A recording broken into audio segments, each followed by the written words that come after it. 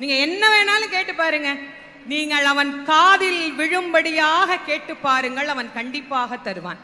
நிறைய பேர் சொல்றாங்க, நாங்களும் கேட்டுக்கிட்டு தாங்க இருக்கிறோம், எங்களுக்கு அவன் கொடுக்க மாட்டேங்கிறான் அப்படின்னா, இறைவன் வெளியிலிருந்து நாம் கொடுக்கின்ற எந்த பொருளையும் தனக்கென ஏற்றுக்கொள்வதில்லை. நானே தயாரித்து ஒன்று கொடுத்தால் இறைவன் அதை ஏற்றுக்கொள்வான். நிறைய பேர் நான் கூடையா பூ வாங்கிட்டு போறேன், நான் அப்படி அபிஷேகம் பண்றேன், இப்படி அபிஷேகம் பண்றேன், எல்லாம் வெளியிலிருந்து வந்தது தானே, நீங்களாம் என்ன கொடுத்தீங்க, நீங்களாம் அவனுக்கு என்ன கொடுத்தீங்க? அவன் கேட்பான்ல, நீ என்ன கொடுத்த எனக்கு அப்படின்னு கேட்பீங்கல்ல. இல்ல இதெல்லாம் நான் தான் கொடுத்தேன்னு சொல்றதுக்கு என்ன சாட்சி? நான் காசு கொடுத்தா யார் வேணா கொடுப்பாங்க. தேங்காய் காசு கொடுத்தா வாங்கலாம், பழம் காசு கொடுத்தா வாங்கலாம், சக்கரை பொங்கல் காசு கொடுத்து செய்யலாம். இதெல்லாம் காசு கொடுத்து வர்ற பொருள். நானா உன்னை உருவாக்கி அவனுக்கு கொடுக்கணும். அது என்ன முடியும்?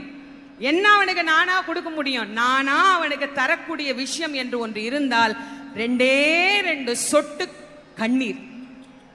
அதை தவிர